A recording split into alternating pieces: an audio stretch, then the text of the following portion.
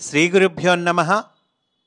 శ్రీరామకృష్ణుని జీవిత చరిత్ర మాస్టర్ ఈకే గారిచే రచింపబడినటువంటి ఈ గ్రంథము శ్రీరామకృష్ణ పరమహంస గారి జీవిత విశేషములను మనకు ఎంతో హృద్యముగా అందచేయునటువంటి పరమపావనమైన గ్రంథము.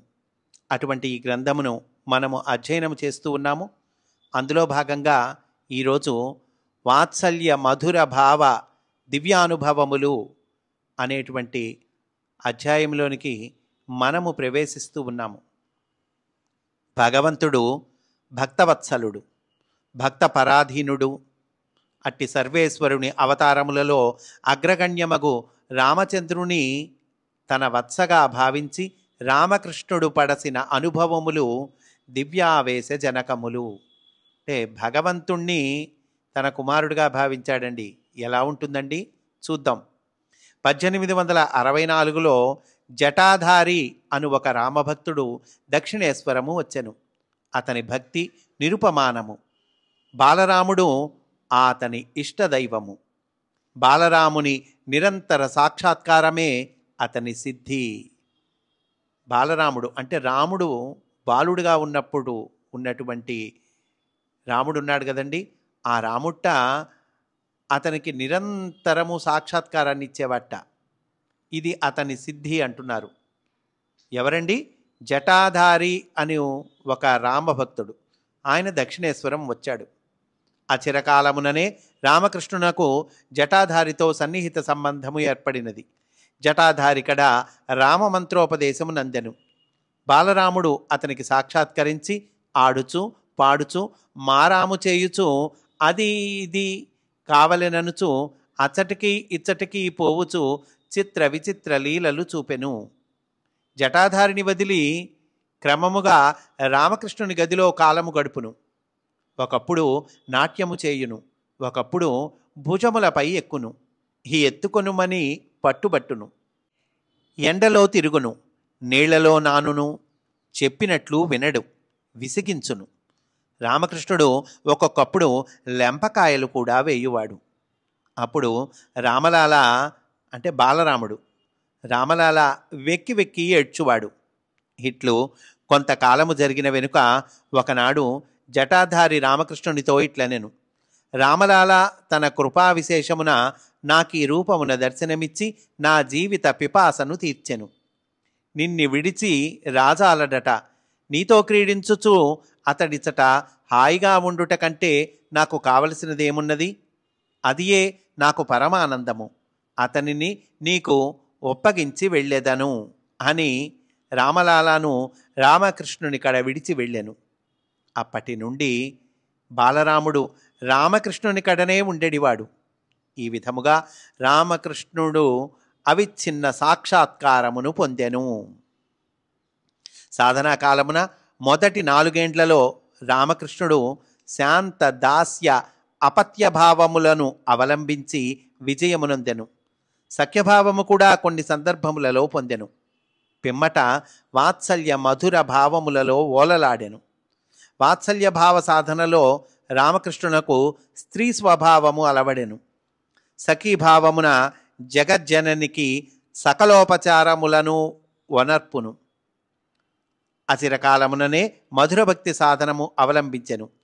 ప్రేయసి ప్రియుని ప్రేమించినట్లు భగవంతుని యందు భక్తుడు అనురాగమంది ఐక్యమందుట మధురభక్తి. ఈ భక్తిభావములన్నీ మానవ జీవిత మూలాధారమగు ప్రేమను ఆశ్రయించుకొని ఉన్నవి. ఒక్కొక్క మెట్టెక్కు కొలదియు సాధకునకు భగవంతునితో చనువు పెరుగును. బృందావన గోపికల చరిత్రయే ఇందుకు తార్కాణము.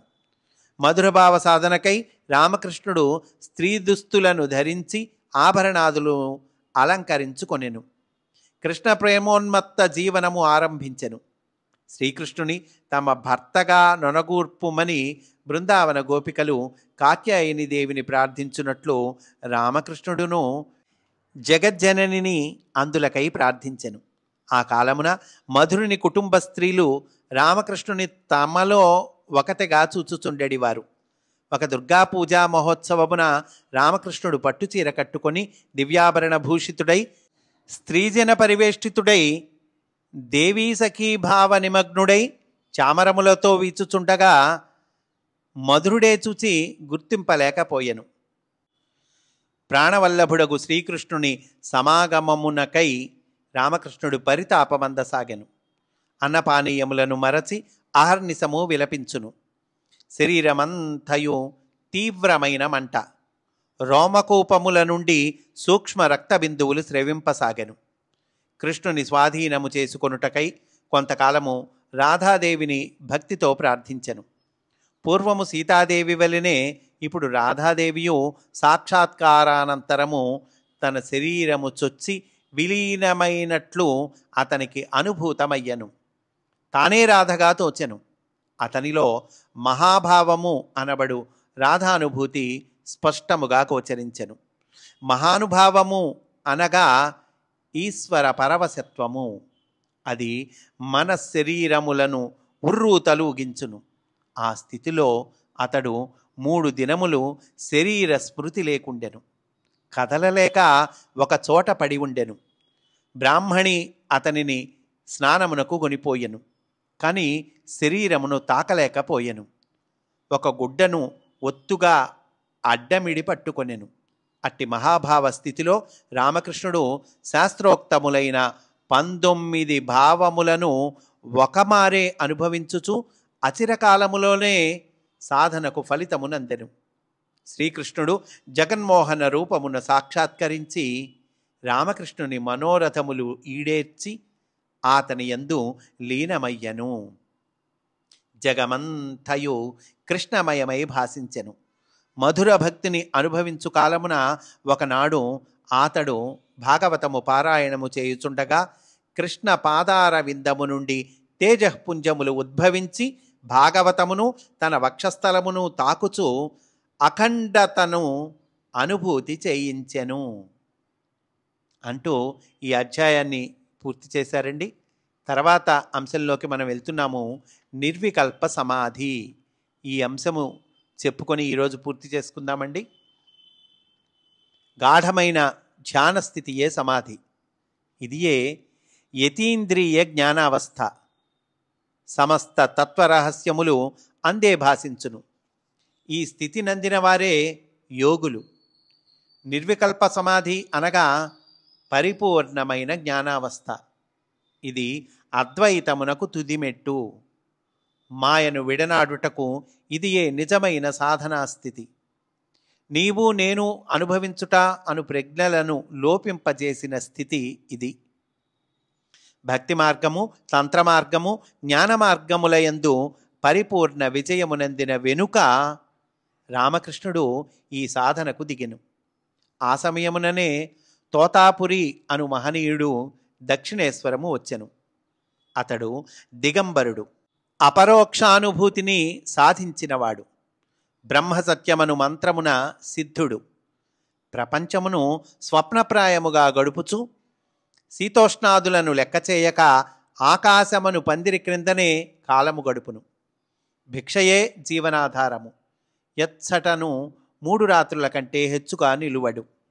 నర్మదా నదీ తీరమున ఒక నిర్జనారణ్యమున 40 ఏండ్లు కఠిన తపమునర్చి నిర్వికల్ప సమాధి సాధించిన యోగి పుంగవుడు. అతడొకనాడు కాళికాలయ సన్నిధిని రామకృష్ణునికని బ్రహ్మ విద్యకు నీవు ఉత్తమాధికారివిగా తోచుచున్నావు, వేదాంత సాధన చెయ్యుదువా అని అడిగెను. రామకృష్ణుడు దేవి అనుజ్ఞ పొంది వల్లేయనెను. అంటే సరే అన్నాడండి. ఎప్పుడన్నాడు? అమ్మవారి అనుజ్ఞ పొందాక అన్నాడు. రామకృష్ణుడు సన్యాసమును స్వీకరించుటకు అంగీకరించెను. పితృదేవతలకును సంసారము పట్ల మృతప్రాయుడగు తనకును విద్యుక్త శాస్త్రక్రియలను ఆచరించి నియమిత శుభదినమున శిఖా యజ్ఞోపవీతములను విడిచి తోతాపిరియసగిన కాషాయాంబరములను స్వీకరించెను. సన్యాసి త్యాగమునకు చిహ్నము.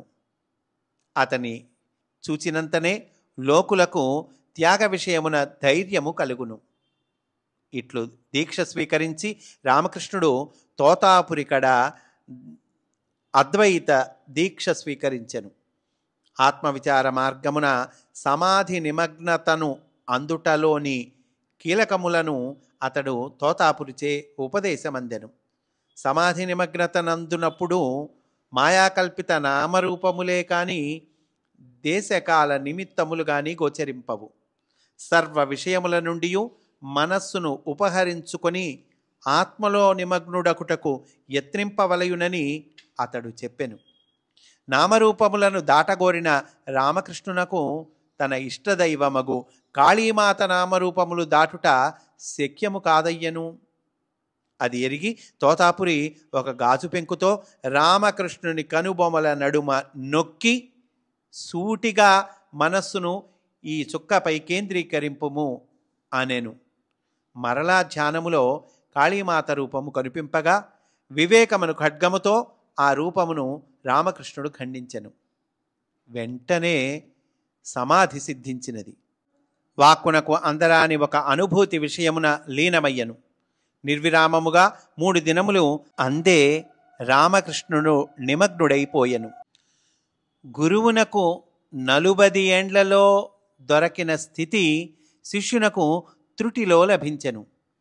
మరలా ఆ గురువే హరిహి ఓం శబ్దమున తన్ను మేల్కొలుపవలసి వచ్చెను అని అంటూ ఈ అధ్యాయాన్ని పూర్తి చేశారు. మనం కూడా ఈరోజు ఇక్కడితో పూర్తి చేసుకుందాము.